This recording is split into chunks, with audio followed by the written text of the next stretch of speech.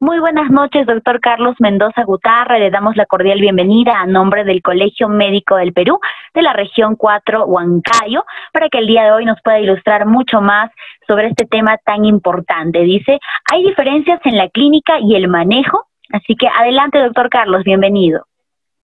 Buenas noches con todos. En primer lugar, quiero agradecer al Colegio Médico Consejo Regional Cuarto, a toda su junta directiva por la invitación para poder dar a conocer algo sobre el COVID en el adulto mayor. Agradecerles infinitamente a todos ellos por la invitación a este curso.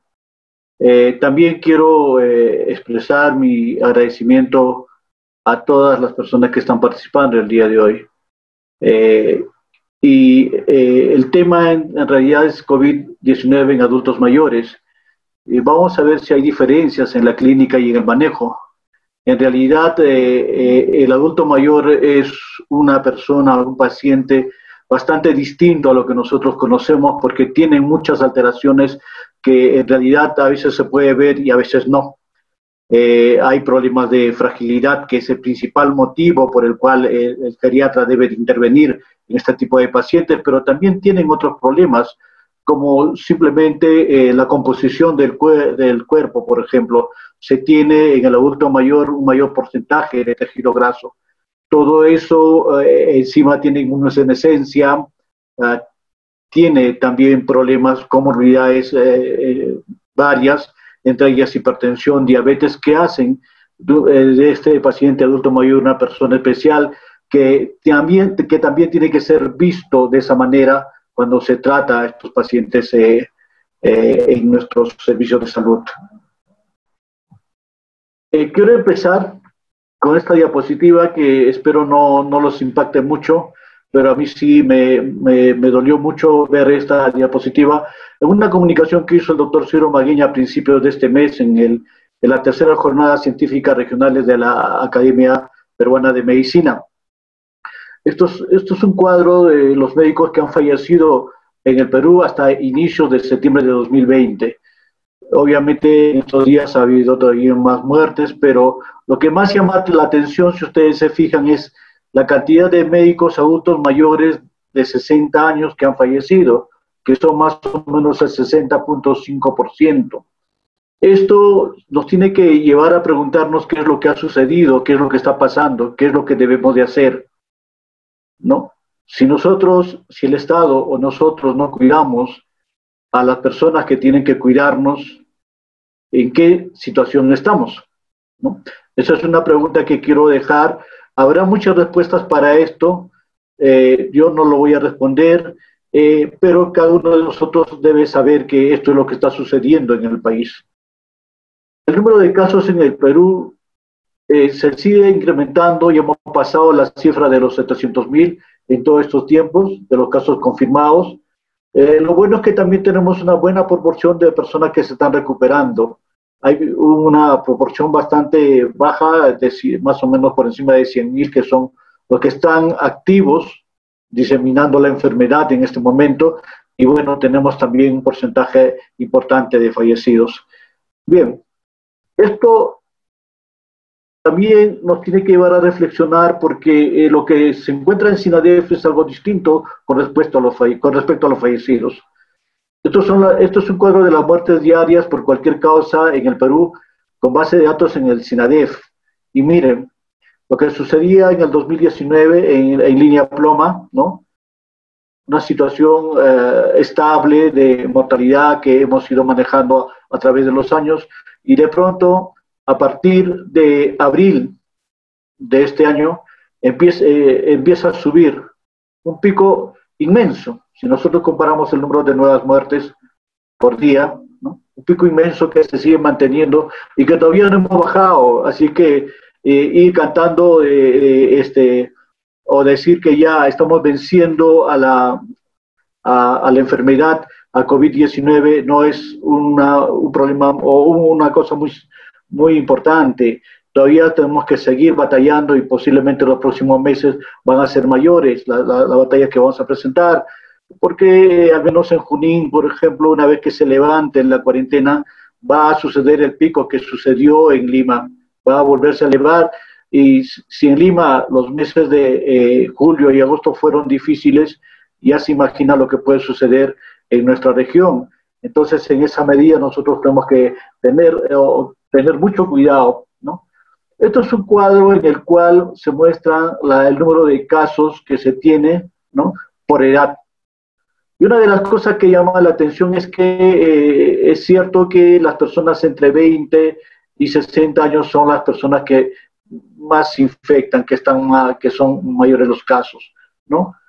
Pero si comparamos con esta tabla de acá, en el que tenemos número de muertes por edad, la figura cambia, ¿no? A partir de los 60 años para adelante, la mortalidad es mayor en estas personas, en los adultos mayores.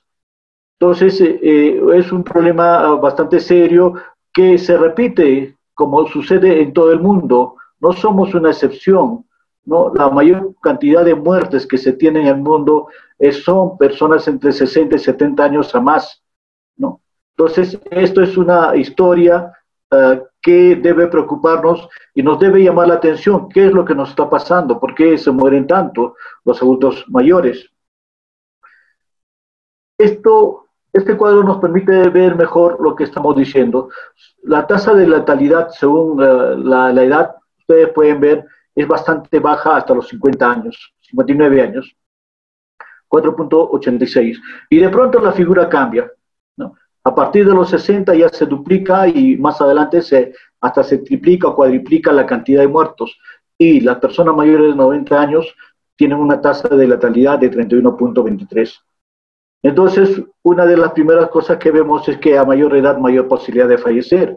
Entonces, todos los cambios biológicos que se van a dar en el adulto mayor van a terminar complicando esta historia que se presenta con respecto al COVID. Y comparemos con lo que sucede en otros países. Acá tenemos un cuadro del número de casos y letalidad en España, ¿no? Acá lo que llama la atención es que a partir de los 70 años empieza a elevarse la tasa de letalidad, 13.8 a 25.6, ¿no? 10 años más tarde están falleciendo más los pacientes en España. Al cambio, nosotros a partir de los 60 tenemos buena cantidad, o se incrementa el número de fallecidos. Entonces, esto nos podría estar hablando del sistema de salud, podría ser. ¿Qué es lo que hemos visto nosotros en el Hospital Carrión? Esta es la frecuencia de casos COVID según un grupo etario en el Hospital Carrión de Huancayo, ¿no? Como ustedes pueden ver, las personas mayores de 60 años tienen menor porcentaje de casos en relación a los entre 30 y 59 años, ¿no? Entonces, ¿qué podemos deducir de esto? ¿Estamos cuidando mejor a nuestros adultos mayores? Podría ser, ¿no? Están confinados y están cumpliendo con todo lo que se le indica, y entonces posiblemente por eso tenemos menor mortalidad. Y por eso que le decía al comienzo que probablemente cuando se levante la cuarentena en el que está nuestra región, o bueno, específicamente Huancayo, la figura va a cambiar definitivamente. Posiblemente esto va a tender a aumentar más, como sucede en otros lugares. Entonces, la mortalidad, como pueden ver, tenemos dos columnas, los que están vivos y los que han fallecido están en rojo, ¿no? Frecuencia de mortalidad hospitalaria, ¿no? Según edad. Esto es un trabajo del doctor Díaz, que gentilmente me lo ha prestado para esta presentación, ¿no? Vemos que la mayor cantidad de muertes en nuestra región está sucediendo, en nuestra localidad está sucediendo entre las personas de 50 a 59 años. Pero las personas de 60 años a más tienen también mayor mortalidad que los otros grupos etarios. Entonces, es un problema bastante serio, porque miren, al principio las columnas amarillas, que son los vivos, están muy por encima de las columnas rojas, que son fallecidos. Y después de los 60 años, las columnas rojas siempre están por encima de la línea amarilla. Entonces, una realidad en la que nos demuestra que realmente en todas partes los adultos mayores están falleciendo más. Una revisión somera de todo lo que se sabe sobre el SARS-CoV-2, ¿no? El SARS-CoV-2 es el agente que va a causar el coronavirus, ¿no? La enfermedad es denominada COVID-19. Entonces, la transmisión del SARS-CoV-2 ocurre principalmente a través de gotitas respiratorias, por contacto cara a cara y en menor grado a través de superficies contaminadas.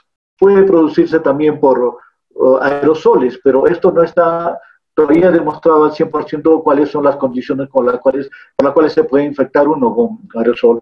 Se estima que 48 al 62% de la transmisión puede ocurrir a través de portadores presintomáticos. Y este es un gran problema, ¿no? Una de las cosas que debemos de tener presente, a veces no tienen síntomas y las personas están visitando tranquilamente a los adultos mayores, pensando que no tienen. En la poca experiencia que tengo de atender pacientes, la mayoría de los familiares de estos pacientes adultos mayores que han fallecido decían, yo no sé por dónde se metió el COVID-2. No sé qué es lo que ha pasado, porque todos hemos estado cuidando muy bien a nuestro padre o nuestra madre y de pronto han enfermado. Posiblemente sean estos portadores presintomáticos que han ido a visitarlos, que han ido a saludarlos, a saber cómo están y de pronto también le llevaron el COVID-2. ¿Por qué? Porque hay un buen porcentaje de personas que no tienen síntomas que van a transmitir la enfermedad. Los síntomas más comunes que vamos a encontrar en los pacientes que son hospitalizados son principalmente fiebre, tos seca, dificultad para respirar, fatiga, mialgias, náuseas, vómitos o diarrea, dolor de cabeza, debilidad y rinorrea. También se encuentra en un porcentaje muy pequeño anosmia y agencia, ¿no? Es bueno recordar estas cifras porque cuando veamos cómo se presenta en el adulto mayor, vamos a ver que la fiebre es uno de los síntomas que menos frecuentemente se encuentra, ¿no? Y esto sucede ¿por qué? Porque ya les hablé de la inmunosenescencia. Si no hay capacidad de respuesta del individuo, del adulto mayor, hacia una infección, definitivamente muchas veces no va a aparecer fiebre. Y eso es algo típico en el adulto mayor. Entonces hay que tomar en cuenta siempre esto. Igual, la tos, que en algunos casos se encuentra hasta 86% en los adultos mayores, se va a encontrar en menor proporción. Sí va a haber, pero en menor proporción.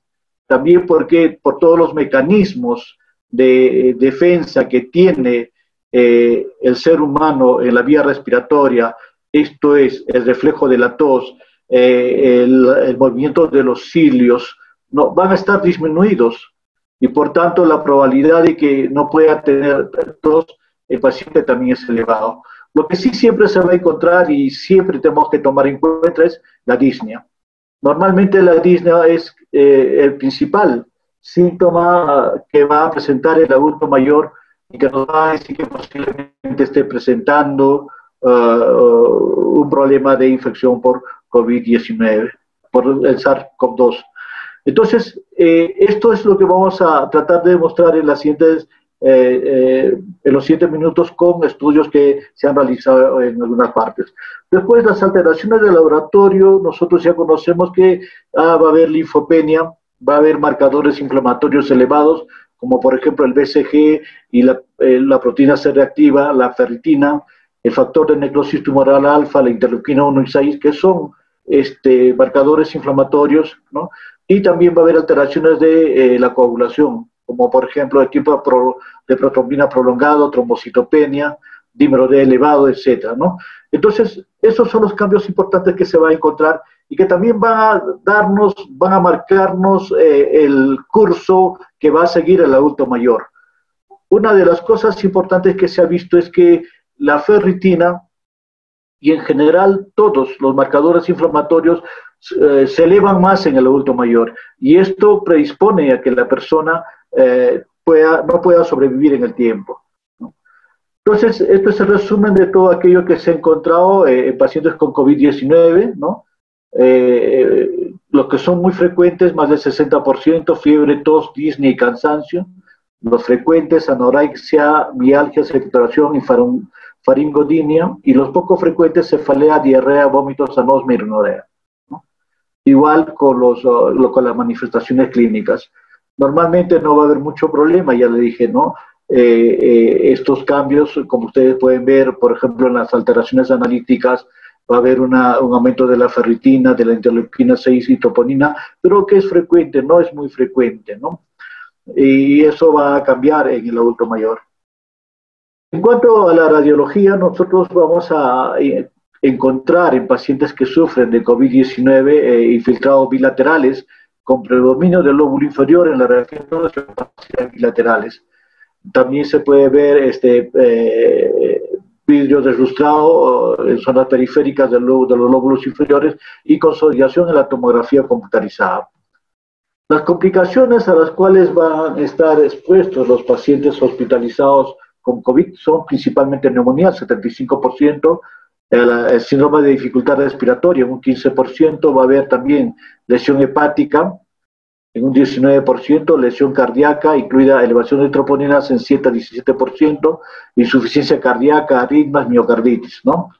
También vamos a encontrar coagulopatía protrombótica, lesión renal aguda, lesiones neurológicas y enfermedades neurovascular y shock. De estos también hay un cambio importante en el adulto mayor, ¿no? Normalmente lo que va a suceder es que vamos a encontrar mayor presencia de enfermedades cardiovasculares y enfermedades neurológicas. Una de las cosas características que vamos a ver es que es muy frecuente que se presente DCVs, ¿no? Y las complicaciones raras van a incluir la tormenta de citoquinas y el síndrome de activación de macrófagos. Esto quiere decir una linfohistiocytosis hemofagocítica secundaria. Bien, en cuanto a la severidad, hay varias formas de clasificar, según los fenotipos, puedo clasificar en 5, según la gravedad de la enfermedad, en leve, moderada, enfermedad precrítica y enfermedad crítica, ¿no? Entonces, cada uno de ellos tiene sus síntomas definidos, que ya lo hemos conversado, y dónde tienen que ser atendidos, ¿no? Cada uno de ellos, ¿no?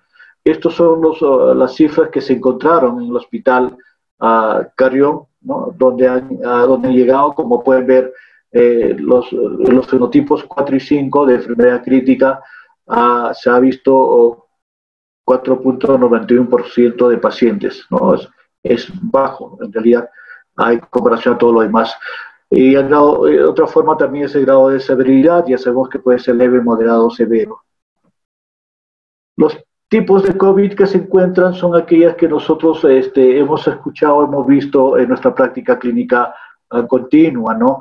El grupo 1, en el que solamente se encuentra gripe, sin fiebre, puede haber dolor de cabeza, pérdida del olfato, dolores musculares, tos, dolor de garganta, pero generalmente no hay fiebre.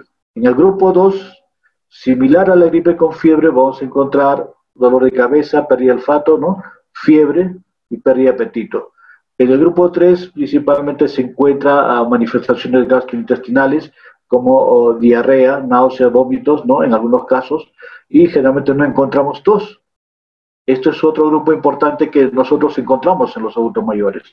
El grupo 4, el nivel 1, habrá fatiga, con dolor de cabeza, pérdida de olfato, ¿no? Fatiga principalmente, y el grupo 5 va a aparecer. El nivel 2 va a aparecer confusión, ¿no? Y el nivel, el grupo 6, el nivel grave, ¿no? Donde va a haber dolor abdominal y respiratorio, dolor de cabeza, pérdida de olfato, ¿no? Tos, fiebre, ronquera, dolor en el pecho, confusión, que es lo más importante que vamos a encontrar, falta de aliento y dolor abdominal en algunos casos. Entonces, esto es todo lo que conocemos, esto es todo lo que sabemos, lo que siempre hemos ido recordando a lo largo de estos tiempos cuando hemos ido tratando a los pacientes.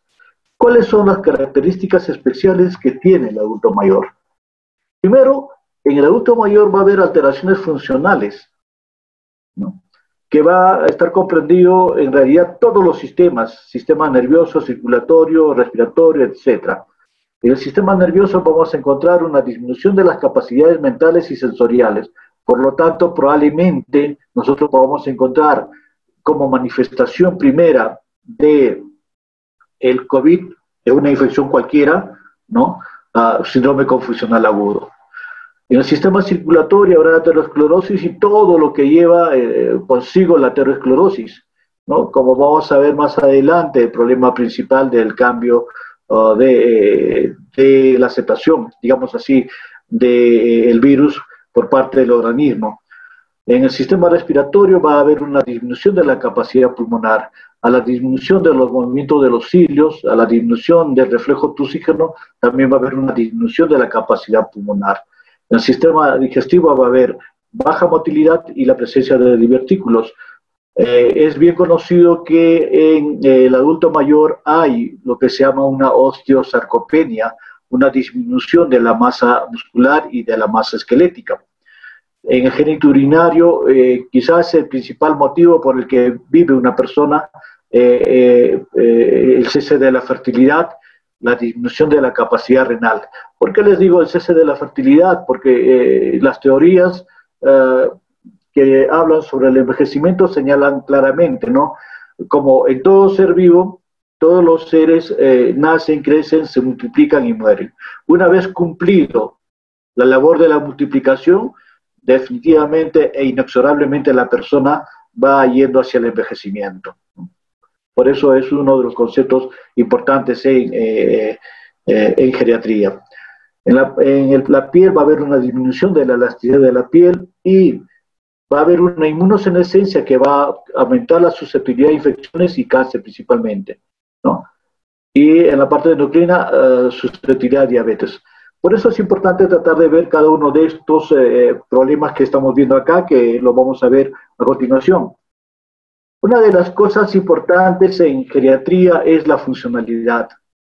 En realidad, lo que interesa en un ser humano es la funcionalidad para saber hasta qué tiempo puede vivir. O sea, cuando nos referimos a la funcionalidad es la capacidad que tiene la persona para realizar diversas actividades y la capacidad de respuesta que tenga su organismo, cada uno de sus sistemas, a las noxas que pueda tener. Entonces, no todos nacemos con reservas fisiológicas bien detalladas, que se puede decir al 100%. Y con el transcurso del tiempo, esta reserva fisiológica se va perdiendo paulatinamente. Se dice que, por ejemplo, la reserva muscular se va perdiendo a partir de los 30 años. A los 30 años, las personas normalmente van a llegar a tener la máxima capacidad de fuerza muscular y también el máximo crecimiento de masa muscular. Y a partir de ese momento, inexorablemente, se empieza a perder masa y fuerza muscular, por poner un ejemplo. Entonces, va a haber trayectorias de capacidad física de tres tipos. Una trayectoria óptima, que es lo que siempre se debe buscar en toda persona, ¿no? Es aquella en el cual la persona tiene su capacidad física y se mantiene así hasta el final de sus días. Solamente meses antes o semanas antes de fallecer empieza su declive de tal manera que llega a la muerte, pero sin haber tenido mayores problemas en el transcurso de su vida. Su capacidad física se ha mantenido.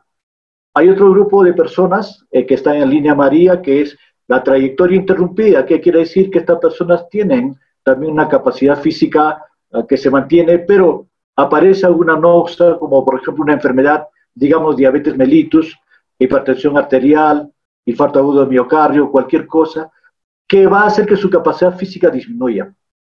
Y cuando se trata de recuperar a través de rehabilitación y todo el tratamiento que se pueda dar, ya no vuelve al estado original, sino más bajo.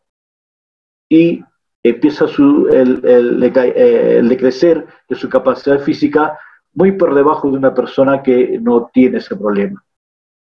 Y luego tenemos la trayectoria con deterioro, ¿no? Aquellas personas que desde un comienzo tienen algunos cuadros que hacen de que la persona se deteriore muy rápidamente, ¿no? Enfermedades crónicas que no son tratadas, ¿no? Enfermedades genéticas que pueda tener la persona, en fin, esto va avanzando paulatinamente de tal manera que su trayectoria va a ser en declive constantemente. Entonces, lo que se encuentra siempre son dos cosas. Uno, la capacidad funcional, que es aquella respuesta que tiene el individuo a su medio externo. Y otra, la capacidad intrínseca, aquello que va a manejar la persona en su medio interno, que va a permitirle poder vivir. Me explico. La capacidad intrínseca es toda aquella reserva de la que les hablé. Si esa reserva se va perdiendo, por ejemplo, en el corazón, empieza la hipertensión y luego viene la insuficiencia cardíaca, definitivamente su capacidad intrínseca va a ir disminuyendo. Pero a pesar de eso, esta persona puede tener actividad, puede hacer ejercicios quizás que le permitan poder estar bien, puede mantener su capacidad funcional hasta cierto punto. Entonces va a haber una división entre capacidad funcional y capacidad intrínseca en esta persona. Todo esto les explico por qué. Porque hay un concepto claro que vamos a tener en cuenta a continuación, ¿no? Según esa trayectoria de vida que va a tener la persona, ya sea una trayectoria con una capacidad óptima, una capacidad funcional óptima, ¿no? O una trayectoria con graves problemas. Según esto, nosotros vamos a tener 4 categorías del adulto mayor. Y esto es lo importante, ¿no? Vamos a tener un adulto mayor saludable, sano, que no tiene ningún problema, un adulto mayor enfermo, pero que no lo va a invalidar. Después vamos a tener un adulto mayor frágil y un adulto mayor geriátrico complejo. Cada uno de ellos está explicado aquí, ¿no? La persona adulta mayor saludable, ¿no?, es aquella cuyas características físicas, funcionales, mentales y sociales está de acuerdo con su edad cronológica. No tiene antecedentes de riesgo, no tiene signos ni síntomas que vayan a atribuir alguna patología aguda o crónica y el examen físico es normal. No presenta patología y está saludable.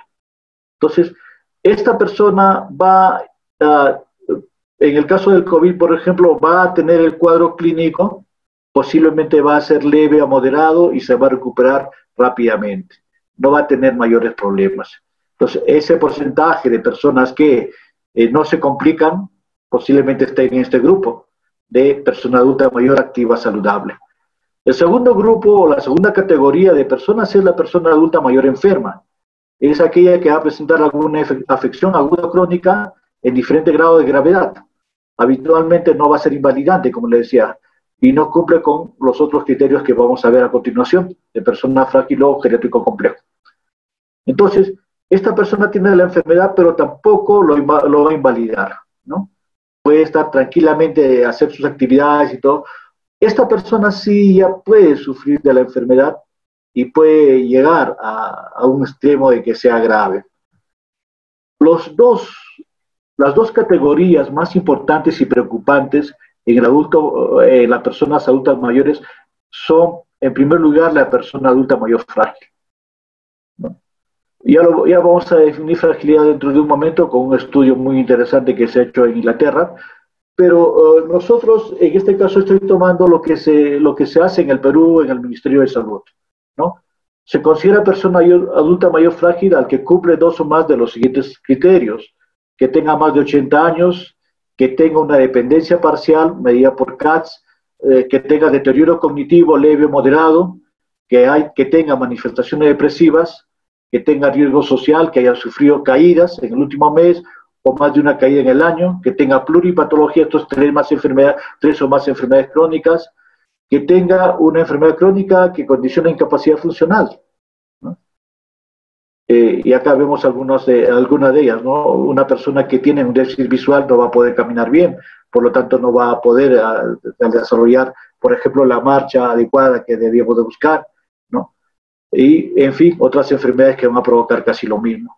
También aquella que tenga polifarmacia, que haya estado hospitalizado en los últimos 12 meses o que su índice de masa corporal sea menor a 23 o mayor a 28. Entonces, esta persona sí es un problema muy serio, ¿no? Las personas que tienen fragilidad realmente van a ser las personas que menos probabilidades de sobrevivencia van a tener cuando les da el COVID.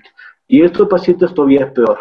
El paciente geriátrico complejo es aquel que cumple 3 o más de los siguientes criterios: edad más de 80, pluripatología, proceso de enfermedad que tiene carácter incapacitante, que tenga un deterioro cognitivo severo, que tenga un problema social muy marcado, o que sea un paciente terminal, por ejemplo, una neoplasia avanzada o cualquier patología no neoplásica que tenga un pronóstico de vida menor a 6 meses. Cualquiera de ellos va a predisponer que este paciente sea paciente geriátrico complejo. ¿Por qué es importante toda esta clasificación? Porque, como ya les dije, en unos adultos mayores no va a haber mayor repercusión cuando se infectan por COVID-19. Pero en otros la repercusión va a ser muy, muy fuerte, de tal manera que aumenta la probabilidad de muerte. Y esto también sirve para lo siguiente. Muchas veces cuando nosotros atendemos pacientes, nosotros nos fijamos en la edad, y eso he visto en muchos sitios, ¿no? Para ver qué cosa hacemos con el paciente nos fijamos en la edad. Y tiene 80 años, no, ya no, pues ya, ¿para qué lo vamos a poner en ventilador mecánico? ¿Para qué vamos a darle tratamiento? Ya, su suerte está echada. ¿No? Eso es lo que se hizo, ¿no? Pero el parámetro para ver qué cosa se hace con el paciente adulto mayor no debe ser la edad, sino la fragilidad. ¿Esto qué significa? Que nosotros deberíamos de preocuparnos por medir la funcionalidad de este paciente y ver con eso si tiene mejores probabilidades de sobrevivencia cuando tenga el COVID-19. Dos ejemplos concretos. Si tenemos una persona de 60 años que tiene diabetes, hipertensión, dislipidemia y tiene pie diabético, ha sido amputado, ha tenido un DCB con 60 años, ¿eh? Y viene en silla de ruedas, comparado con un paciente que tenga 75 u 80 años, pero esta persona hace todas sus cosas solas, hace sus actividades básicas y sus actividades instrumentales de la vida diaria en forma independiente, el que tiene mejores probabilidades de sobrevida son esta persona de 75 80 años que el de 60 años. Entonces, eso es lo que nosotros tenemos que buscar siempre, ¿no? La funcionalidad del paciente. Cuanto más funcionales, mejores probabilidades de sobrevivencia tienen estos pacientes. Por lo tanto, hay que tener en cuenta eso, ¿no? Y es importante también esto en relación a qué es lo que se debe hacer. Cuando tenemos dos pacientes, uno de 35 años y uno de 65 años, ¿a cuál de ellos vamos a ingresar a UCI, ¿no? Para ventilación mecánica, ¿no? Yo sé que la mayoría va a decir el de 35 años porque tiene una sobrevida tremenda, pero hablando de médicos nada más, ¿no? A un médico de 35 y un médico de 65 que tiene una experiencia grandaza, que es un profesor del máximo nivel en la mejor universidad del Perú, ¿no? Que tiene mucho que enseñar y tiene mucha experiencia para manejo de pacientes, yo creo que tendría que pensarlo dos veces a cuál de ellos van a llevarlo a ventilación mecánica. Entonces, hablando de fragilidad, hay lo que se llama el estudio COPE. Es un estudio, ¿no?, de corte observacional que se realizó en 10 hospitales del Reino Unido y uno en Italia, en el cual se incluyó a todos los adultos mayores de 18 años, ¿no?, que tenían COVID-19. En el estudio se analizó los datos hospitalarios de forma rutinaria, ¿no?, y se evaluó fragilidad. Y para hacer la evaluación de fragilidad se usó una escala que se llama la escala de fragilidad clínica o CFS. Y los pacientes fueron agrupados según su puntuación en 1 y 2, que estaban en forma, 3 o 4 que estaban vulnerables pero no frágiles, 5 y 6 signos de iniciales de fragilidad pero con cierto grado de independencia, y 7 y 9 fragilidad severa o muy severa. Y lo que se buscó fue la mortalidad hospitalaria, ¿no? Y también se buscó el tiempo de ingreso hospitalario hasta la mortalidad y la mortalidad al séptimo día. Acá está el nombre de ese estudio, ¿no?, el COPE.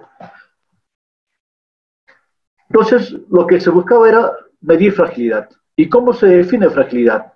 Es un síndrome médico con múltiples causas y contribuyentes que se caracteriza por una disminución de la fuerza, la resistencia y una función fisiológica reducida que aumenta la vulnerabilidad de un individuo para desarrollar una mayor dependencia y muerte. Fragilidad, entonces, es un estado de vulnerabilidad en el cual ha habido una disminución de todas las reservas fisiológicas que tenemos.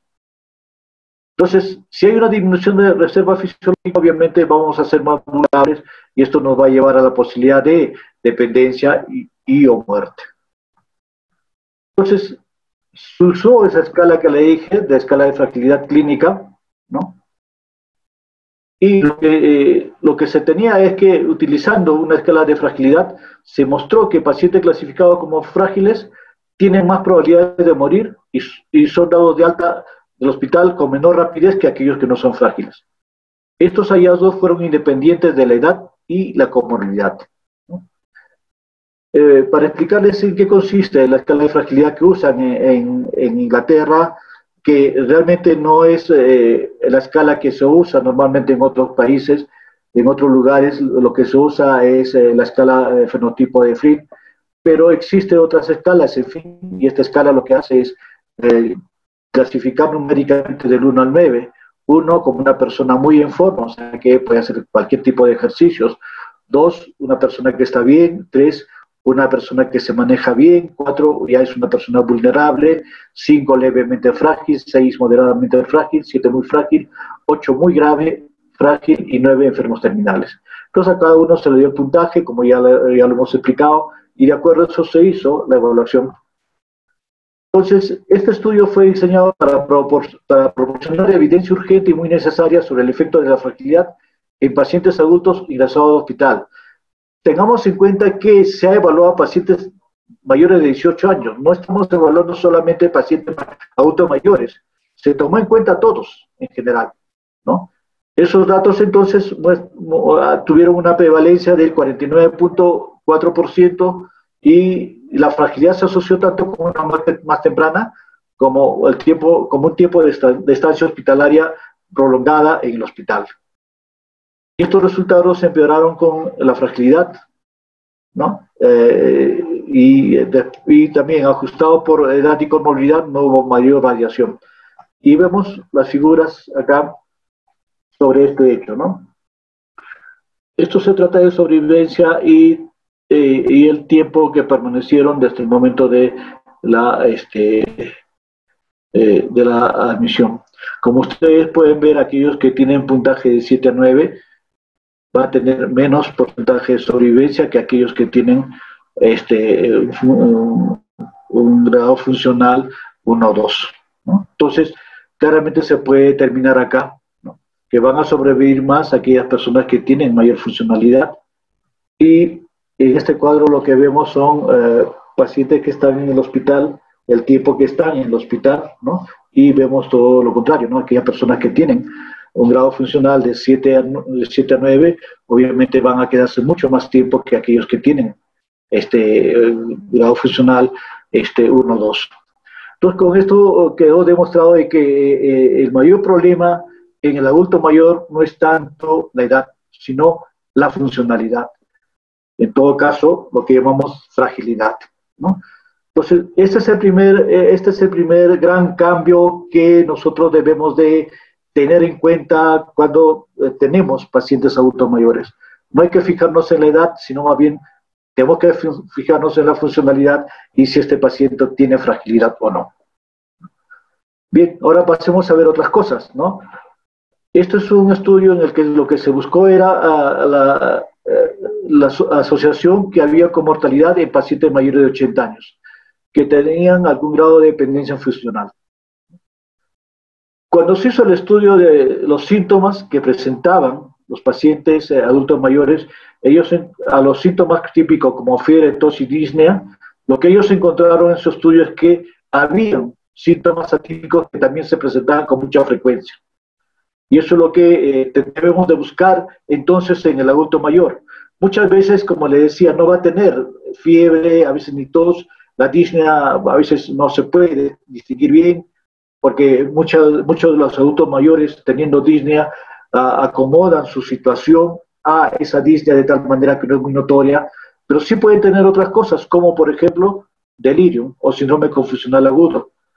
Muchas veces el único síntoma de una neumonía es un síndrome confusional agudo. Igualito, muchas veces el único síntoma que vamos a encontrar de un paciente con COVID-19 va a ser síndrome confusional agudo. O solamente puede tener un deterioro del estado funcional o que haya sufrido caídas. Un paciente que nunca ha tenido caídas y de pronto se ha caído 3 o 4 veces en el lapso de pocos días, nos debe hacer sospechar la posibilidad de que este paciente pueda tener COVID-19.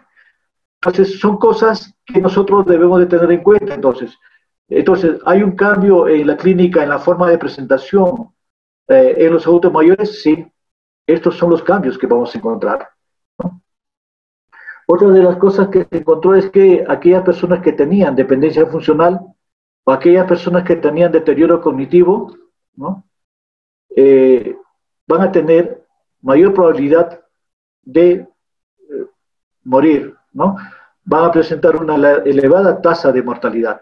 Entonces, esta es otra manera de evaluar, ¿no? Vemos cómo está su funcionalidad y cómo está su cognición, y nosotros podemos determinar si este paciente va a sobrevivir en el tiempo o no. Entonces, eso es otro concepto que nosotros debemos tener, ¿no? Acá vemos en estos cuadros justamente lo que les dije en la diapositiva anterior, ¿no? Acá lo que se buscó era a ver qué compromisos podían ir afectando o qué compromisos podían darnos mayor mortalidad. Y lo que se encontró fue que el índice de Martel, que es una escala que nos permite ver funcionalidad del paciente en las actividades básicas de la vida diaria, sí había un compromiso real, ¿no? Entonces, una disminución de la funcionalidad en las actividades básicas de la vida diaria está relacionada entonces con mayor mortalidad por COVID. Y otro detalle es el deterioro cognitivo. Cuando las personas tenían con el GDS o la escala de deterioro global, moderado o severo, de igual forma, también había un compromiso. Entonces, aquellas personas que tenían un deterioro cognitivo de moderado a severo también tenían mayores probabilidades de fallecer. Entonces, eso es otra manera de enfocar al paciente. No lo quieres hacer por fragilidad, mira funcionalidad, actividades básicas de la vida diaria y mira condición, y eso te va a dar un detalle si esta persona va a poder sobrevivir o no al problema de COVID. Entonces, esto es una forma distinta de cómo nosotros debemos de enfocar al adulto mayor, no por la edad, sino por el índice de Bartel, por la cognición que pueda tener esta persona, ¿no? Este cuadro de la parte superior nos habla de las descripciones de variables terapéuticas y asistenciales, ¿no? Realmente todo aquello que se hizo, la mortalidad fue alta realmente en personas mayores de 80 años, como podemos ver, se usó diversos medicamentos, ¿no? Y la estancia fue mayor en comparación a otros lugares, por ejemplo, ¿no? Entonces, lo que debemos de tener claro es entonces, hay cambios. Primero, en la funcionalidad. Segundo, debemos de tomar en cuenta siempre fragilidad para determinar a dónde va a ir este paciente. Tercero, debemos de ver funcionalidad por el índice Bartel. Y cuarto, debemos de ver si hay deterioro cognitivo o no en estas personas. A mayor deterioro cognitivo, menores posibilidades de sobrevivencia por infección del COVID-19. Pero no solamente tiene eso el adulto mayor. Uno de los grandes detalles que tiene el adulto mayor es que el porcentaje de tejido graso en su composición corporal total va a ser mayor. Y lo que se ha encontrado es que el colesterol aumenta la letalidad del adulto mayor.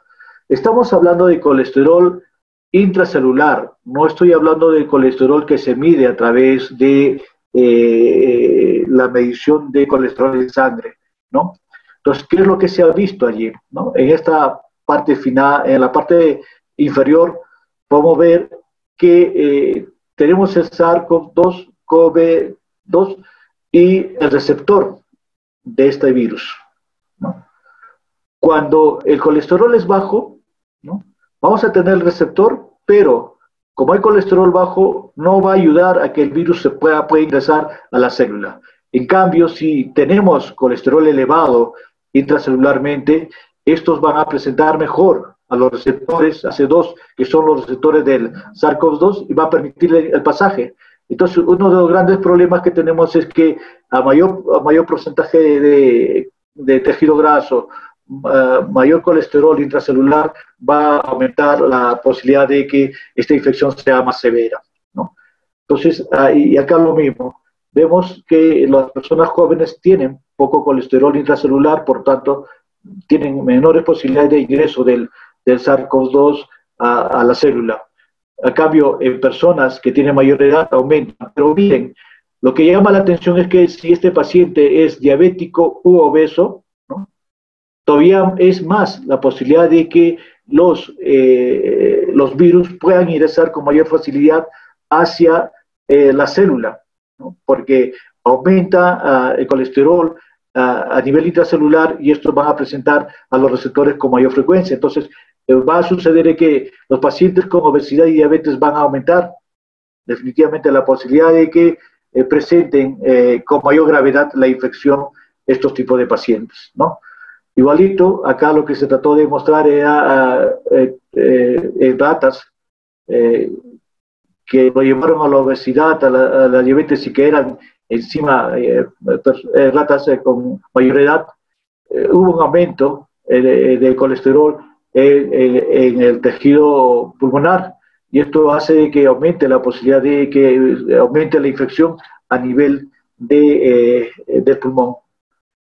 Otra de las cosas que vamos a tener, ya les dije, es la comorbilidad, ¿no?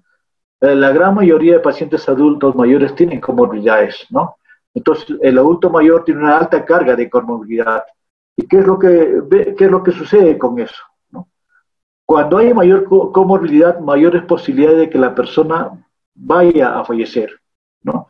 Y en este estudio, ¿no? Factores de riesgo asociados a mortalidad, lo que se vio fue eso, de que aquellas personas que tenían enfermedades cardiovasculares, por ejemplo, ¿no? Tenían mayor probabilidad de fallecer. Aquellos que tenían diabetes mellitus tipo 2, enfermedades neurológicas crónicas, enfermedades pulmonares crónicas, ¿no? Cetoacidosis diabética, cáncer, ¿no? Entonces, un grupo importante de personas que tienen estas patologías, lo que sucede con ellas es que aumenta su probabilidad de mortalidad. Y el índice de Charlson es un índice que nos evalúa como morbilidad. Cuanto menor sea el índice de Charlson, mayores posibilidades de fallecer tiene la persona, ¿no? Entonces, como pueden ver, también el hecho de que la persona adulta mayor tenga mayor comorbilidad, obviamente va a predisponer a que pueda fallecer por COVID-19. ¿Qué es lo que encontramos nosotros? La comorbilidad que con mayor frecuencia se vio en el hospital Carrión fue la obesidad, como ustedes pueden ver.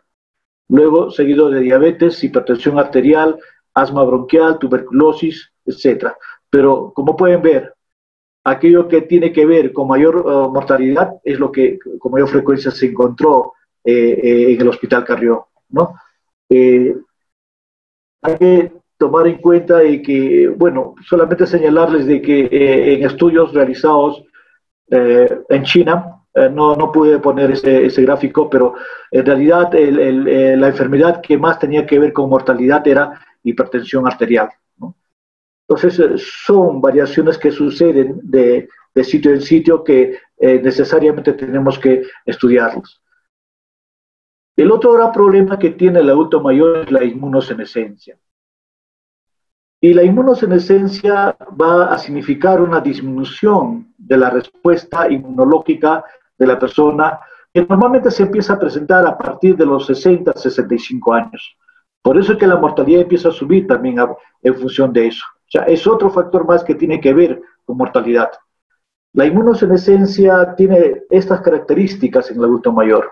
Va a haber una disminución de la producción de hormonas químicas, una disminución de la respuesta in vitro a interleuquina 2, una disminución de la proliferación celular en respuesta a estímulo mitogénico, una disminución de la citotoxicidad mediada por células, eso es lo que vamos a ver dentro de un momento, facilitamiento de la sensibilidad celular AE2, aumento de la síntesis de anticuerpos, antitipos, disminución de los niveles de respuesta de anticuerpos específicos. Esto es un gran problema que se tiene en el caso de la infección por el SARS-CoV-2, ¿no? Aumento de la presencia de anticuerpos autoinmunes, aumento de incidencia de inmunoproteínas monoclónicas séricas, disminución de la representación de los linfocitos B periféricos en hombres. Esto pareciera ser que tiene que ver con que los varones fallecen más que las mujeres, disminución de la hipersensibilidad retardada y facilitamiento de la capacidad para sintetizar interferón gamma, interleuquina 6 y factor de necrosis tumoral alfa. Entonces, ¿qué es lo que se ha encontrado hasta ahora sobre estos problemas inmunológicos, ¿no? Hay un efecto acumulativo del envejecimiento que va a conducir a un mal pronóstico en adultos mayores, ¿no? En informes que se han hecho, ¿no? Se ha encontrado que hay una desregulación de los sistemas oxidantes y antioxidantes celulares. y niveles basales más altos de mediadores proinflamatorios como la proteína C, factor de necrosis tumoral alfa, interleuquina 1B, interleuquina 6, ¿no? Y hay una disminución de las poblaciones de células madres y progenitoras, que proporcionan al pulmón una notable capacidad de regeneración en el caso de lesión. Entonces, va a suceder de que no va a haber mucha proliferación de estos componentes celulares que van a proteger a la persona en el pulmón. Entonces, esto va a causar realmente que la infección por el virus sea mayor. También se sabe que hay en el envejecimiento se va a producir un aumento notable de citoquinas proinflamatorias circulatorias, ¿no? Incluso en ausencia de amenaza inmunológica, y también una reducción de las proteínas que mantienen la homeostasis del sistema inmunológico, lo que va a llevar a que las personas adultas mayores tengan riesgo de muchas enfermedades, como el cáncer, como enfermedades cardiovasculares, neurodegenerativas, en fin. Porque al final, todas estas enfermedades, ya sean neurodegenerativa o cualquier tipo de enfermedad neurodegenerativa, se va a presentar porque estas células no son destruidas, porque no hay la capacidad de destrucción que debe de existir, por lo tanto se van degenerando los tejidos. También se ha observado que los genes que están implicados en la vía proinflamatoria, apoptótica, polarización de células T estaban regulados positivamente, y aquellos implicados en la supresión de la replicación viral o la primera barrera de la infección, lo que hablábamos del pulmón hace un rato, permanecían regulados negativamente en los ancianos. O sea, hay cosas que están en declive y hay otros aspectos que incluso aumentan en los adultos mayores. Entonces, en base a esto se puede proponer que la infección del SARS, la expresión de estos genes cambia aún más, causando así una inmunidad disminuida, una respuesta proinflamatoria mejorada y una apoptosis que a su vez puede conducir a un mal pronóstico. Entonces, estos son los cambios que van a existir a nivel inmunológico, ¿no? Va a haber una sobreactivación de la polarización de las células T, ¿no?, y de las vías TGF-beta en pacientes ancianos afectados, ¿no?, por el COVID-2. Lo que va a provocar agotamiento funcional de las células T. Un estudio reciente sugiere que los recuentos de células T se reducen significativamente en pacientes con COVID-19 y que las T que sobreviven, ¿no?, funcionalmente están agotadas, de tal manera que tampoco pueden trabajar. Entonces, esto es lo que sucede como consecuencia de la inmunosenescencia en el adulto mayor. También va a haber un deterioro de la respuesta de células T citotóxicas, CD8, en pacientes ancianos, ¿no? Esto es lo otro que se ha visto. Yo le decía hace un rato que había una disminución en la respuesta de los linfocitos T. Y es justamente lo que va a suceder, ¿no? La infección por SARS induce una vigorosa respuesta de linfocitos T citotóxicos, que son los encargados de eliminar las células infectadas por el virus. Sin embargo, este perfil citotóxico de las células T no se detectó en pacientes que tenían COVID-19 que eran mayores de 80 años. Por lo tanto, la ausencia de una respuesta citotóxica en pacientes de edad avanzada podría ser una posible razón de la gravedad del COVID-18 en este grupo de pacientes. Entonces, hay muchas cosas que van a hacer de que el adulto mayor tenga mayores probabilidades de que pueda complicarse por el SARS-CoV-2. Otro de los hechos, ya les había comentado, es la presencia de enfermedad cerebrovascular. Lo que se ha visto es que hay una proporción más o menos elevada de pacientes que tienen accidente cerebrovascular, ¿no? Y el asunto es que la mortalidad en las personas mayores de 70 años que tienen DCP va a ser mayor, ¿no? También se descubrió que la oclusión de grandes vasos fue 2 veces más frecuente, ¿no?, en los grupos de edad, todos, pero normalmente encontraron más en adultos mayores. Un fenotipo clínico caracterizado por una edad avanzada, una mayor carga de comorbilidad y síntomas respiratorios graves se asociaron a mayor mortalidad hospitalaria, ¿no? Entonces, la conclusión es que a que llegó este estudio fue que el accidente cerebrovascular es relativamente frecuente en pacientes COVID-19 y tiene consecuencias devastadoras en todas las edades. Pero en los adultos mayores, en las personas de mayor edad que tenían comorbilidades y había síntomas respiratorios, tuvieron mayor mortalidad, ¿no? Extremadamente elevada, se dice, por el hecho de que se juntaban estas tres condiciones. Entonces, como pueden ver, en realidad el adulto mayor es otro mundo distinto al que se tiene que tratar debería tratarse de manera distinta. Obviamente no tenemos las armas suficientes, no hay mucho arsenal, no sé, la enfermedad es muy reciente, es muy nueva, que todavía no se encuentran muchas cosas, como vamos a ver más adelante. Entonces, lo que hay que tener presente es, ya les dije, puede presentar disnea y no puede presentar tos, pero podemos tener pacientes que sufren caídas, que sufren síndrome confusional agudo o que su funcionalidad haya disminuido. Pero también vamos a tener en cuenta, esto es un documento que hicieron en consenso la Sociedad Española de Cardiología y la Sociedad Española de Geriatría y Gerontología, que hay que sospechar siempre de una infección del COVID en cualquier disnea que se nos presente, ¿no? Así sea producido por una insuficiencia cardíaca. Se ha visto muchas veces que esa disnea que es producida por insuficiencia cardíaca, ¿no?, descompensada obviamente, era en realidad una infección por COVID.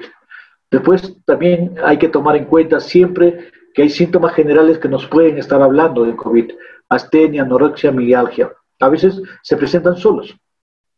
Luego la presencia de cefalea, anosmia y ageusia, síntomas gastrointestinales como náuseas y diarreas, y manifestaciones como enfermedad cardiovascular, lo que les hablaba, ¿no?, descompensación de insuficiencia cardíaca, o la presencia de un infarto agudo del miocardio o una miocarditis.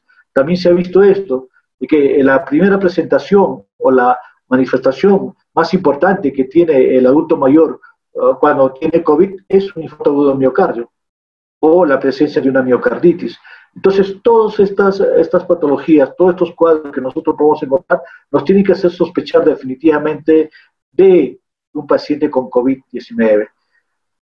Algunos pacientes tienen simplemente síntomas gastrointestinales. Hemos visto algunos casos, ¿no?, en el cual solamente el paciente tiene diarrea y a los pocos días empieza a hacer disnea. No tiene tos, nada. Y de pronto ya se empieza a descompensar simplemente porque la diarrea ha ido avanzando. Entonces, este es un problema o es un hecho que nosotros debemos de tener presente cuando estamos sospechando de un paciente de COVID-19. Entonces, este es un cuadro en el cual podemos ver qué cosas más se puede presentar en el adulto mayor, ¿no? Habíamos visto que fiebre y tos son las cosas más frecuentes que presentan en todas las personas en general. Pero en el adulto, lo que más debe de llamar la atención es la disnea. Cualquier disnea, como ya hemos visto en el cuadro anterior, ¿no? Cualquier disnea nos tiene que hacer sospechar de que este paciente puede estar teniendo COVID-19. Obviamente acá salió tos 75%, pero miren, fiebre es muy bajo. Más bien, lo que sí se encuentra también es un rash. Más o menos 1 de cada 5 pacientes adultos mayores va a presentar un rash, que nos tiene que hacer sospechar también de que el paciente tiene COVID-19. He tenido la oportunidad de ver un paciente que la única molestia al inicio fue un rash, luego ya hizo fiebre, tos, ¿no? Pero es un síntoma que puede avisarnos de que el paciente va a tener COVID-19. Entonces hay que tener presente. Otras cosas que se ven acá: síndrome gastrointestinal, TEP, ¿no?, delirium, ¿no? En realidad son variables, pero definitivamente son síntomas que nosotros debemos de buscar en el paciente, ¿no? Otra de las cosas importantes que debemos de hacer en pacientes adultos mayores que ingresan a emergencias o urgencias es tomarle radiografía, ¿no? Se ha visto, y nosotros tenemos problemas con las pruebas que tanto la prueba molecular como la prueba rápida pueden no señalarlos al momento de que el paciente esté con COVID-19. Pero ¿qué sucede si nosotros tomamos una radiografía? Puede ser un buen aliado para aquellos pacientes en los que sospechamos COVID-19 y debe de ser realizado siempre en todo paciente, ¿no? Es necesario, bueno, también que hay que concomitantemente a ello pidamos hemograma, ver linfocitos, dímero D, ¿no? Linfocitos y linfocitos es un marcador importante de mortalidad. El dímero D se va a presentar, va a elevarse precozmente, ¿no? Y otros marcadores que son necesarios que nosotros vayamos a pedir, como ferritina, enzimas hepáticas y de funcionalidad renal. En un estudio que se publicó en China de 81 pacientes, se encontraron patrones comunes, como el virus esmerilado. Estamos hablando de pacientes mayores, adultos mayores, por favor, mayores de 65 años, ¿no? Se encontró más comunes el patrón de virus esmerilado, seguido de patrones reticulares, consolidaciones o patrones mixtos. Esto en un promedio de 5 días posteriores al inicio de la sintomatología. Pero lo que decía, nos sirve mucho de entrada porque lo que se vio es que en una serie de casos, en los pacientes de 65 años a más, lo que se podía encontrar es que había patrones inclusive desde el primer día.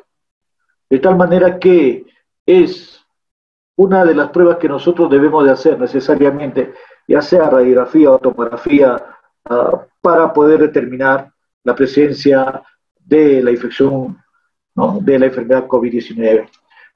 Y los hallazgos que se encontraron fue en hallazgos imagenológicos. Lo que más frecuentemente se encontró fue el patrón de virus esmerilado, un 70%, un patrón de consolidación, un 25%, infiltrados mixtos en 3% y un derrame pleural en 2%. Entonces, es básico e importante también pedir radiografía o tomografía, porque incluso el patrón de inicio puede ser que ya tenga un infiltrado o un patrón de virus esmerilado como señal de que ya tiene la infección de COVID-19. Y en todo paciente es importante que se le haga una valoración geriátrica integral hasta donde sea posible.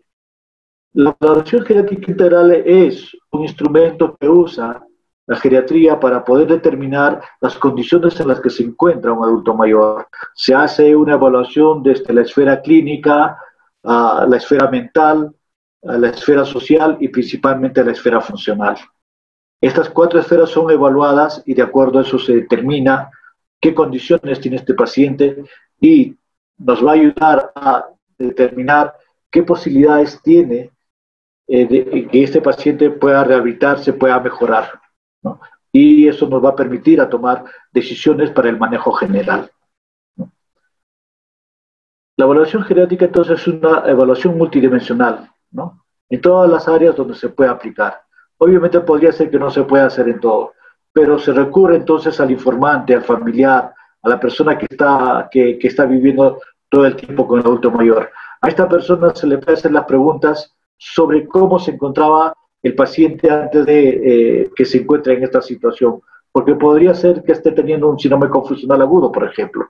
Entonces, no nos va a poder ayudar nada el adulto mayor, pero sí el informante, que puede ser el cuidador o la persona que vive todo el tiempo con esta persona, se le puede tomar el basal, o sea, cómo era antes de que tenga este proceso. Y entonces, esto nos ayuda mucho para poder valorar cómo va a evolucionar el paciente y entonces tomar decisiones en el manejo del paciente. En cuanto al tratamiento, esto es una de las limitaciones que se encuentran, yo creo que en todos los casos, ¿no? Lo único que se ha demostrado que es eficaz es la oxigenoterapia y el tratamiento de soporte, ¿no? No hay otra cosa hasta el momento que pueda servir, ¿no? Todo aquello que se diga, todo está en estudio, como por ejemplo el tratamiento antimicrobiano, ¿no?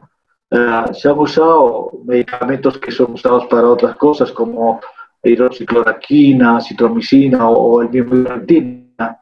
Pero lo que sucede con esto es que hay muy escasos datos que avalen el empleo de dichos fármacos.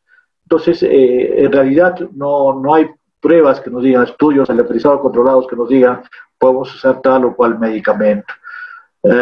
También se ha hecho estudios sobre anticuerpos monoclonales, sobre todo el tocilizumab, ¿no?, que se une al receptor de interleucina 6, que tiene algún resultado prometedor, pero que aún no ha sido confirmado, ¿no? Entonces, el remdesivir, que es otro medicamento que también se ha probado, aparentemente no tiene mucho valor, ¿no?, más que pacientes que no van a entrar a ventilación mecánica, ¿no? Pero aquellos que entran en ventilación mecánica más bien causan mayores problemas, por lo cual no ha sido descartado para ser usado en este tipo de pacientes. Hay dos estudios grandes que se están realizando, acá solamente voy a hablar sobre que ya deben haberlo escuchado en algún momento, ¿no? Porque es el estudio, uno de los estudios más grandes que se están realizando, ¿no? Es un ensayo que fue diseñado para evaluar los efectos de tratamientos potenciales en pacientes hospitalizados con COVID-19 en 176 organizaciones del Servicio Nacional de Salud del Reino Unido, ¿no? Entonces se ha hecho aleatorización para estudios pacientes que van a recibir dexametasona, hidroxicloroquina o lopinavir y ritonavir, aunque esto se ha detenido y solamente continúan los estudios aleatorizados en pacientes que reciben acitromicina, tocilizumab o plasma de convalescencia. Pero a pesar de eso, Recovery, a pesar de que hubo problema con dexametasona, Recovery publicó, ¿no?, el mes pasado, ¿no?, el estudio con dexametasona, ¿no? Lo que se hizo fue con la dexametasona a asignar a pacientes elegibles, ¿no?, de 2-1 para recibir una atención habitual estándar o esta atención habitual estándar más dexametasona, ya sea oral o endovenoso, una dosis de 6 miligramos una vez por día durante un máximo de 10 días, ¿no?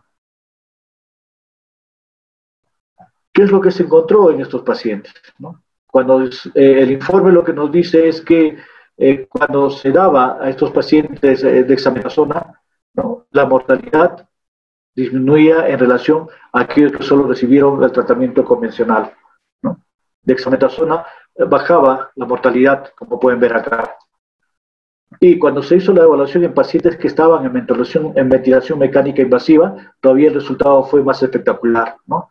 Dexametasona disminuye mucho más mortalidad en relación a pacientes que solo usaban tratamiento convencional. Y aquellos pacientes que usaban oxígeno de igual manera, también servía dexametasona, ¿no? Disminuía la mortalidad. Y lo que más sorprende es que en aquellos pacientes que no recibían oxígeno, o sea, que no estaban tan graves como para recibir oxígeno, la dexametasona aumentó la mortalidad en relación al tratamiento usual que se había dado, o sea, al tratamiento de soporte que se le da a este tipo de pacientes. Entonces, esto es lo que se encuentra sobre dexametasona. Se hizo estudios con adultos mayores, ingresaron, si bien es cierto, un porcentaje menor, pero han entrado en este estudio y al final esto sirve para los adultos mayores, ¿no? Entonces, solamente debe ser usado dexametasona en pacientes que van a entrar a ventilación mecánica o que estén recibiendo oxígeno, pero no aquellos que no estén recibiendo oxígeno, ¿no? Habíamos hablado que hay otro problema con pacientes que tienen diabetes mellitus. Entonces, acá hay varias cosas que nosotros debemos de manejar, ¿no? Primero, en pacientes que tienen comorbilidades a la diabetes, por ejemplo, hipertensión, lo que se recomienda siempre es continuar con los IECA si es que este paciente está recibiendo IECA. Si hay dislipidemia, se debe continuar con el tratamiento con estatinas si es que este paciente está recibiendo. También aquellos pacientes que tienen diabetes mellitus con estatosis hepática hay que cuidarlos mucho más porque en ellos sí va a presentarse una respuesta inflamatoria severa. Aquellos que tienen diabetes y obesidad obviamente van a tener mayores posibilidades de sufrir de problemas respiratorios, ¿no? Hay que manejar en estos pacientes, en las recomendaciones no farmacológicas, hábitos dietéticos saludables, ¿no? Valorar y adecuarse a la posible disminución de necesidades calóricas, obviamente porque los pacientes están confinados. Y lo que sí hay que tratar de que realicen ejercicios mínimo 150 minutos por semana, que es lo que va a servir, ¿no? Combinando ejercicios aeróbicos con ejercicios de fuerza muscular. Y en cuanto a las recomendaciones farmacológicas, hay que manejar bien esto, ¿no? Porque algunas cosas sirven y algunas cosas no. Ante la posibilidad de que esta persona pueda tener COVID-19, lo que debemos de tener mucho cuidado es, por ejemplo, con la metformina.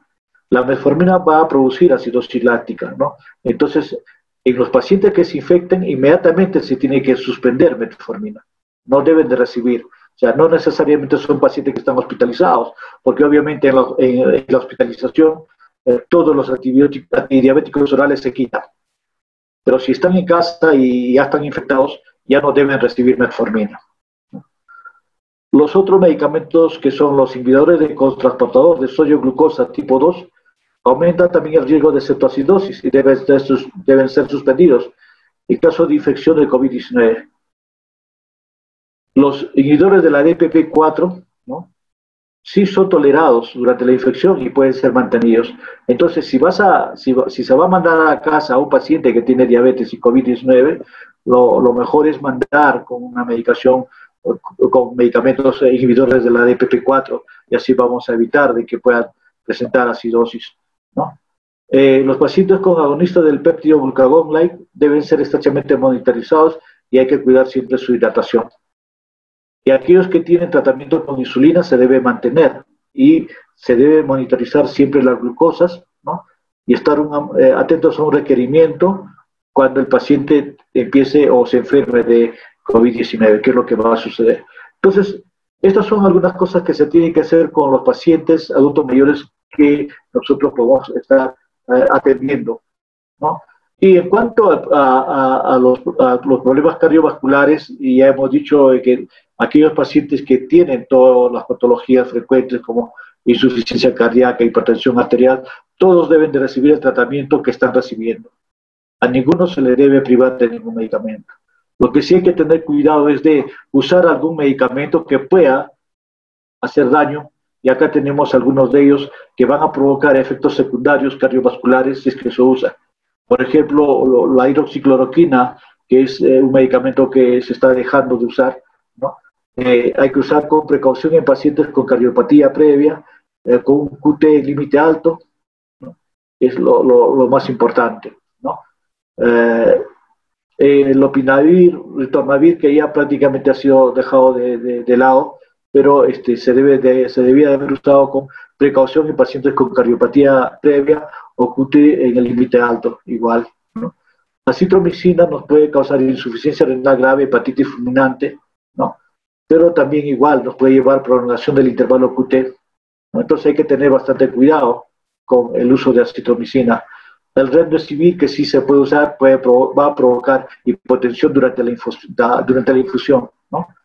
El tocilizumab puede provocar hipertrigliceridemia, elevación de transaminasas y lo cierto es que no se conoce las interacciones cardiovasculares que pueda provocar. La ciclosporina va a provocar hipertensión arterial, por lo cual no debe ser indicado en pacientes hipertensos. ¿No? También puede provocar hiperlipidemia, hiperuricemia, hiperpotasemia, hipomagnesemia. Entonces, estas son las particularidades que se debe tener en cuenta cuando se tiene un paciente adulto mayor. Tener mucho cuidado de qué patologías tiene y tratar de manejar esas patologías con medicamentos adecuados para ellos.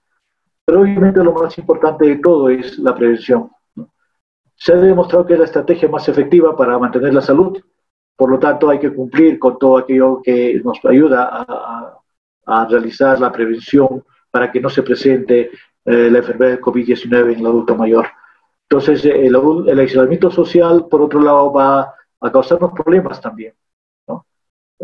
Puede causar problemas de depresión, de ansiedad, puede presentar también síntomas de delirio, psicosis, y entonces hay que tener mucho cuidado en pacientes que están confinados, buscar siempre estas patologías para tratar de controlarlas o evitarlas en todo caso. Para terminar, quiero presentar esta carta que envió el Comité Latinoamericano y del Caribe de Geriatría, ¿no?, el COMLAC, ¿no?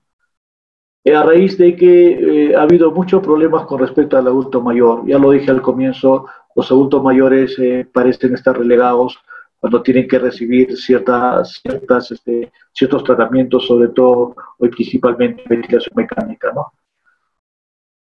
Dice con toda consideración que solo tome en cuenta la edad para el proceso de toma de decisiones es una discriminación incompatible con los derechos humanos. La correcta valoración de las personas mayores mediante los instrumentos de medicina geriátrica permiten establecer claramente el nivel clínico asistencial y la necesidad de los recursos para mantener la asistencia en consonancia con los principios éticos de autonomía, beneficencia, no maleficencia y justicia. En consecuencia, se exhorta a los gobiernos de la región y a los sistemas asistenciales a no discriminar por la edad, priorizando el adecuado uso de los recursos según la necesidad de las personas, asegurando dignidad a todas ellas y no la discriminación por ninguna causa. El ageísmo está muy marcado en nuestro servicio de salud y sobre todo ahora que nos hemos visto desbordados, eso ha sido algo típico en nuestros establecimientos de salud. Bien, muchas gracias. Agradecerle al doctor Carlos Mendoza Gutarra por esta ponencia y por supuesto a nombre del Colegio Médico y a todos los que han sido partícipes de este curso el día de hoy. Vamos a esperar unos minutitos más. Bien, ahí tenemos una pregunta. Buenas noches, doctor. Una pregunta sobre el manejo de hídrico en el PAC hospitalario. ¿Es la misma que el resto o tiene alguna salvedad? No, ya hemos dicho que lo que está aprobado es aquel manejo de soporte que se puede hacer. Obviamente tiene que hacerse un manejo de soporte adecuado desde el punto de vista hídrico, desde el punto de vista proteico y desde el punto de vista vitamínico, ¿no? Son algunos aspectos en los cuales hay deficiencia en el adulto mayor, principalmente en el problema hídrico, por ejemplo, la deshidratación muchas veces no es manifiesta en el adulto mayor, ¿no? Entonces nosotros debemos de tener mucho cuidado en mantener hidratado al paciente. Hay que buscar los signos y síntomas que nos puede estar hablando de una deshidratación. Entonces hay que tener mucho cuidado porque ya sabemos de que el porcentaje de agua es menor, por lo tanto mayores probabilidades de sobrehidratación o deshidratación se va a presentar en el adulto mayor. De la misma manera, el manejo proteico tiene que ser un manejo adecuado. Normalmente, así el paciente tenga insuficiencia renal crónica, cuando tiene este tipo de patología, lo que se tiene que hacer es incrementarse la cantidad de proteínas que debe recibir. Debe recibir un promedio de 1.2 o incluso hasta 1.5 gramos por kilo de peso por día. Estos pacientes. En cuanto al manejo de vitaminas, lo más importante de todo es el manejo de la vitamina D, que va a estar relacionado tanto con el problema de funcionalidad como con el problema inmunológico. Se ha demostrado que la vitamina D ayuda mucho a la mejora del sistema inmunológico. Entonces, estas son tres cosas importantes que se debe de tener en cuenta en un paciente adulto mayor. Buenas noches, doctor. En caso de secuelas del paciente COVID adulto mayor que se recupera, ¿cuánto tiempo puede continuar la tos seca? En realidad lo que decía es que no se puede determinar cuánto tiempo puede permanecer con tos los pacientes. No hay un estudio que haya determinado eso, pero obviamente en los pacientes adultos mayores una tos crónica es frecuente, o sea, más de 8 semanas normalmente van a tener los pacientes adultos mayores, pero no hay un estudio que nos diga cuánto tiempo va a permanecer con tos seca este paciente. Doctor, buenas noches. Por favor, ¿podría repetirme por qué se retira metformina en pacientes de COVID diabéticos y COVID? Gracias. Ya lo habíamos señalado por acidosis láctica, ¿no? O sea, uno de los efectos adversos, digamos así, de la metformina es la presencia de acidosis láctica.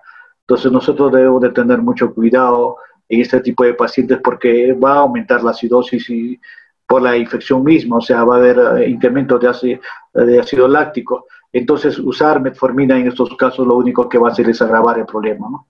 Entonces tenemos que retirar. Y bueno, si está hospitalizado no hay mayor problema, ya les dije también, porque va a recibir insulina y deja de usar metformina. ¿Existe relación entre accidentes cerebrovascular y COVID-19 en adulto mayor? Ya lo hemos explicado, ¿no? O sea, hay los pacientes que tienen COVID-19 frecuentemente van a tener mayor posibilidad de tener accidentes cerebrovascular. Y los adultos mayores todavía más frecuente.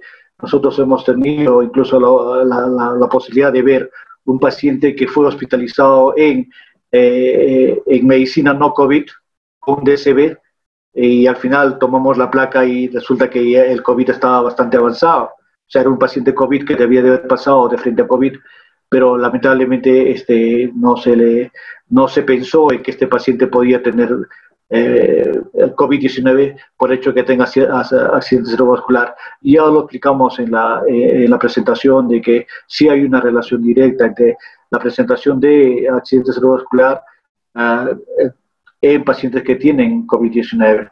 Creo que te comiste una pregunta, ahí veo una anterior, que dice, en el manejo de la hipertensión arterial en adulto mayor, ¿existe alguna recomendación a favor o en contra de algún medicamento?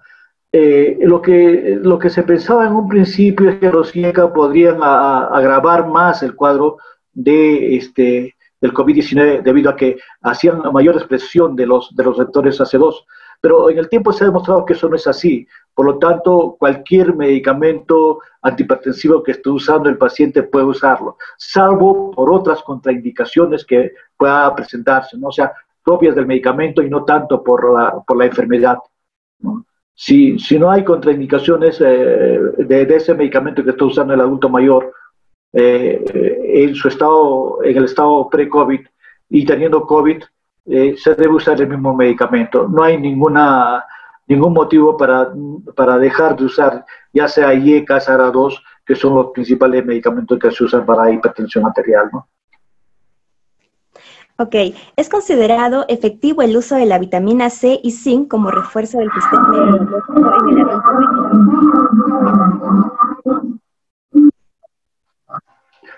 Eso está en relación con todo lo que sucede no solo en adulto mayor, sino también puede ser en el adulto, ¿no? En general, el uso de vitamina C y zinc aparentemente mejoran el estado inmunológico también, sobre todo el zinc, que sí se ha estudiado. Entonces, sí se recomienda el uso de estas vitaminas como un refuerzo, ¿no? Para el sistema inmunológico. El zinc está probado, la vitamina C hay estudios que sí y que no, entonces, pero con el zinc no hay ninguna duda, ¿no? Bien, vamos con la última pregunta. ¿Podría sospechar de una sobreinfección bacteriana teniendo en cuenta que en los adultos mayores no siempre hallaremos la clínica típica? ¿O qué debo considerar para iniciar antibióticos en la atención primaria? Sospechar de sobreinfección bacteriana, ya. Lo que nosotros vamos a ver es principalmente una alteración a nivel de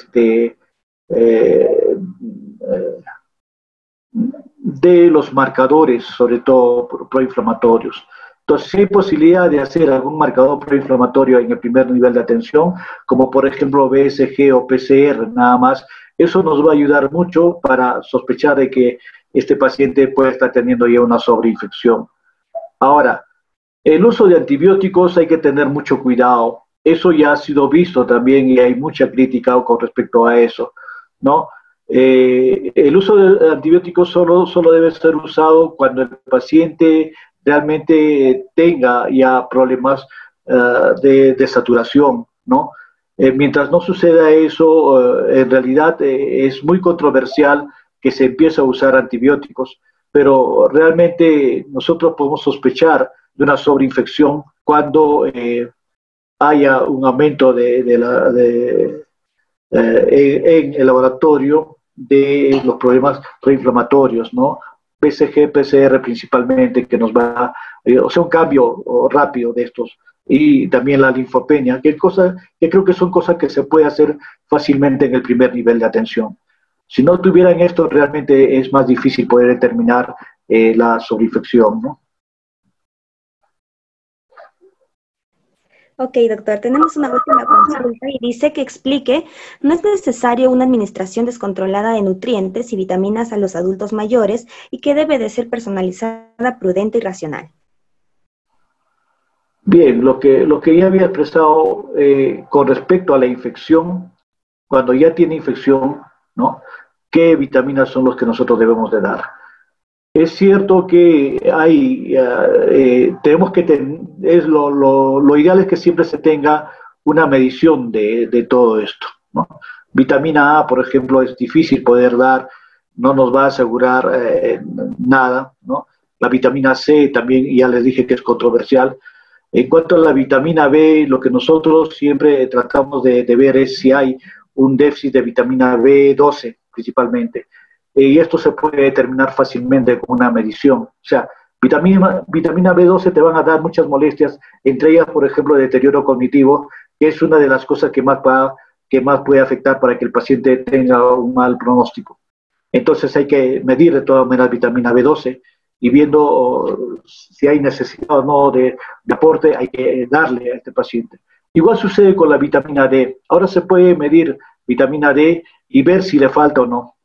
Y se ha visto exactamente que el beneficio de dar vitamina D solo funciona en pacientes que tienen déficit. Si no tienen déficit, no ayuda en nada el dar vitamina D. Perfecto, doctor. Una vez más le agradecemos su ponencia. Una vez más, a nombre del Colegio Médico, agradecerle al doctor Carlos Mendoza y, por supuesto, a todos los que han asistido a esta ponencia el día de hoy. Hasta una nueva oportunidad, doctor. Muchas gracias. Agradezco mucho la presencia de todos y el haber escuchado esta ponencia. Buenas noches con todos.